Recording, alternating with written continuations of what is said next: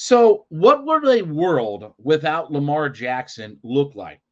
So, I was looking at some numbers earlier today, and when you look at Lamar Jackson's contract, okay, so again, he got the $260 million, right, and all this good kind of stuff, 5 for 260, right?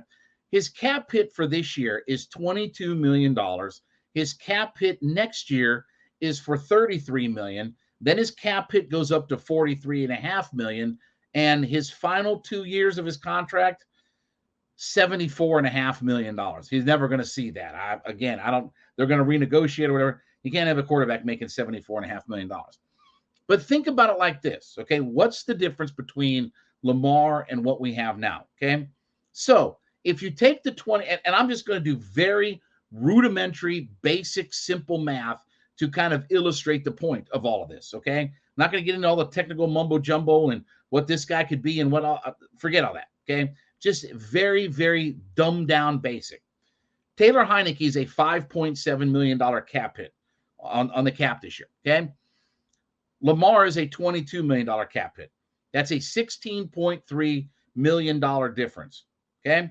When you add Jeff Okudah, Jonnu Smith, Caden Ellis, and Bud Dupree, those four guys only come to $17 million in cap space. So think about it like this. Okay. For all the good that Lamar Jackson can do, and again, this is his cheap cap year number, but you would have missed out on potentially those other four guys. So that's your starting number 2 corner. Okay. That is probably the guy who's going to play outside linebacker as a starter with Caden Ellis. Jonnu Smith is going to be sort of your tight end hybrid guy that plays alongside Kyle Pitts. And you've got Bud Dupree, who's a rotational guy who's going to help our pass rush, assuming that he's here. D-Let doesn't think he might be here, but again, that's a separate topic. But think about it. Okudah, Smith, Ellis, and Dupree. Those four guys represent the difference between having Taylor Heineke be your quarterback or having Lamar Jackson. Now you say, again, how many more wins is Lamar Jackson worth? I don't know.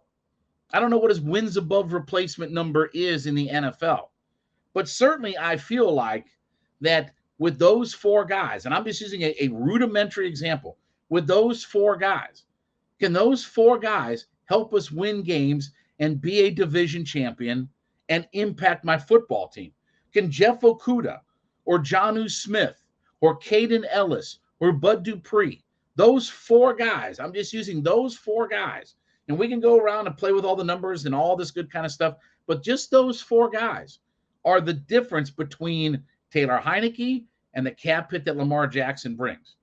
Now, I know Lamar's a dynamic player and this, that, and the other. What happens when Lamar starts to miss games? Am I going to look at it and say, okay, well, I'm going to have all four of these guys, Okudah, Smith, Ellis, Dupree, all four of those guys are going to be out at the same length of time. They miss 3, 4, 5 games. I don't know. But I certainly feel like that the value that we have where, and again, look, to be honest with you, we were never going to get Lamar Jackson. That was all a pipe dream. He was always going to sign with Baltimore. There was nobody in the mix. There was nobody that was going to get a contract away from the Baltimore Ravens. They were always going to do it. They gave him $260 million for a reason. Their franchise is built around there. That's why they're replacing their OC and all this good kind of stuff. But just from a financial flexibility perspective, or again, being responsible with your money, I can live with Desmond Ridder and have those four other guys with me versus having Lamar and missing out on all of these guys.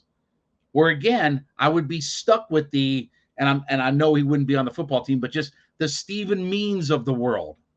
Guys who would come in here and do nothing for our football team, shopping at the bottom bin, looking around at the dust bowl of players, all of Ryan Pace's cast-offs from the Chicago Bears, all the Gavones that he drafted for the Bears, and they'd come in here on one-year deals and do nothing for our franchise. I'd rather have Okudah, Smith, Ellis, Dupree on my roster than to take up all of the money and put it into a quarterback. Yes, I know. again, and I'll say it like this: Lamar Jackson ain't Pat Mahomes. He ain't Patrick Mahomes. He might not even be Joe Burrow. I know he's an MVP and all this kind of stuff. That's 4 years ago, folks. Y'all fussed about Matt Ryan when he was in the 2020 season. Like, oh, he was an MVP 4 years ago. Where do you think Lamar Jackson is? He's an MVP 4 years ago. That's a lifetime for guys like Lamar Jackson in the NFL with the way that they play. So I'd rather have the and I'm just picking 4 players because the money kind of works itself out. And we have financial flexibility with the cap. We can build our roster to where it's not just a bunch of, a really dynamic quarterback and a bunch of vagabonds around him. We complain about this with Trae Young.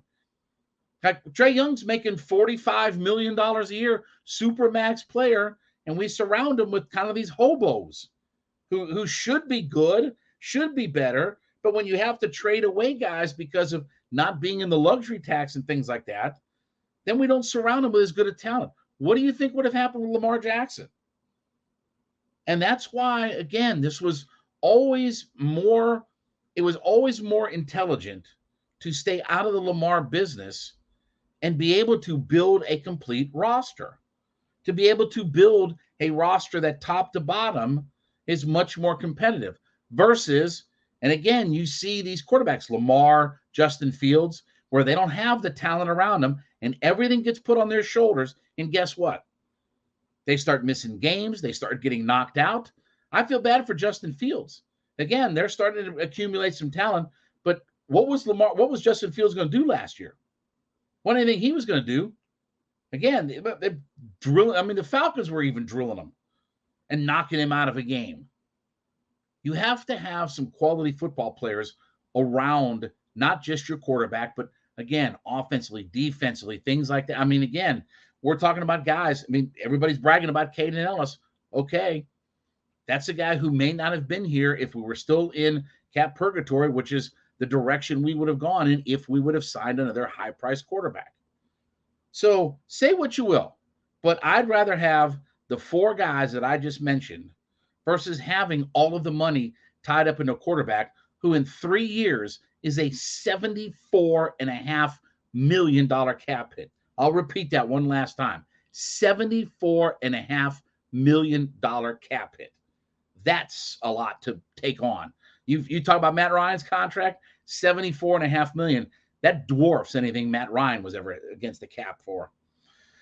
All right, as you make Hittin' Hard your first listen, be sure to go in and let us know, whatever podcast platform that you're listening on, let us know that you're an everyday listener to the program. So we like to call them our everydayers, and we thank you so much for being a part of our community. But let us know in our comment section, whatever you're listening to, that you're an everydayer 5 days a week into the program. We do thank you so much for being a part of this community.